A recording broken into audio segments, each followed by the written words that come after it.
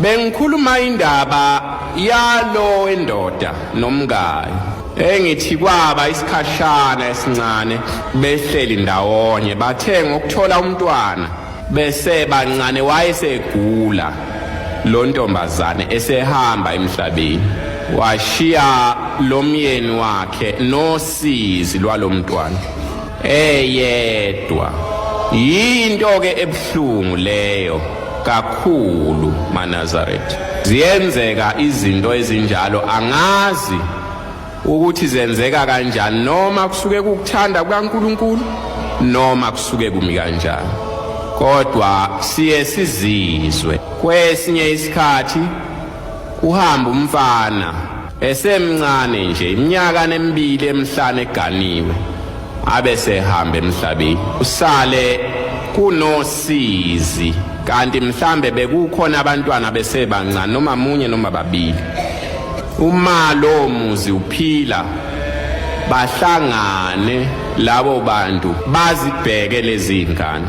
Kwesinye ke isikhathi kuye kungabi umfana, kwesinye isikhathi kube intombazane ihambe, asale umfana nezingane zincane noma yinye asale nayo. Kusale kuba lukhuni kakhulu ngoba abantu besilisa akuvamile ukuthi akwazi ukunaka kahle ingane.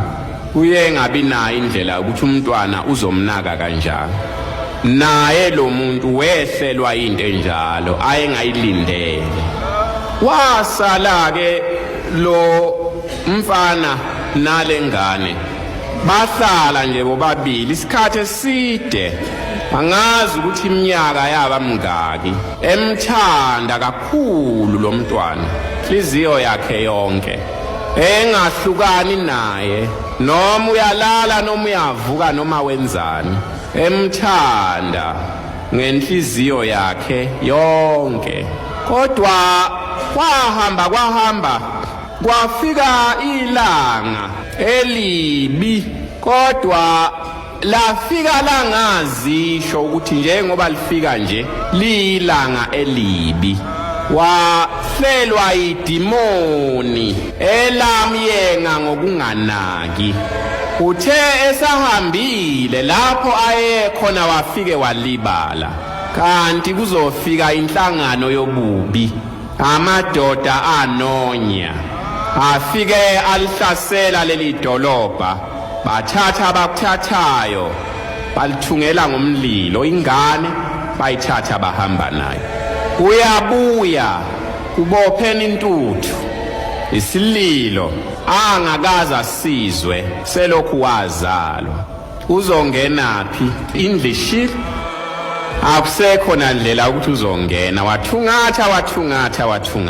Ilesi sikhathi kabantu engikhuluma ngaso ukuthi njengoba ula uyazi yini noma ingane yakho iphi neyincane nje, lo muntu omphathise yona uyamazi yini, nokuthi inhliziyo yakhe injani, nokuthi ucabangani, umethemba kangakanani. Kuyasa ngalelo langa. Wathungatha, wamemeza, wakhala, wenza yonke into, kodwa ingane ayaze yavela. Wayesebona isidunjana esinye sishile singabonakali, wathi uyafanisa inhliziyo yakhe yathi ingane yakhe le. Wayithatha, wakhala, walila, wenza konke. Ithuba onalo bithuba lento isase esandleni sakho, usayibona. Uma kudlula lapho awunamandla ukuthi ungenzani. Abanye uNkulunkulu uzomnika ithuba, uzobuya lo mntwana abe ngamnakile ukuthi ushone ngapi, uzobuya, kodwa nakusasa uzophuma futhi ahambe ngendlela angamazi uyapi. Mhlambe uyobana inhlanhla, uzodeya hamba phinda buya, kodwa mhlambe kwesinye isikhathi inhlanhla ungabi nayo.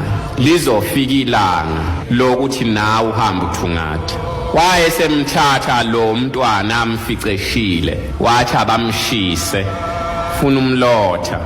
Ningi izinto abantu abazenzayo, ukufa ingqondo yomuntu kuyayithikameza, menza enza izinto wena muntu omunye ongeke uzuyiqonda ukuthi wenzani lo muntu hlungu benhliziyo ukufa kufika noma ngabe nini noma ngabe kanjani ungavala indlu vala amakhethini wakhe insimbi mase kufikile sekufika isikhathi sakho suke sekufikile kodwa angazi ukuthi intethelelo ozinika yona wena ke wena mzali ohanjelwe ingane encane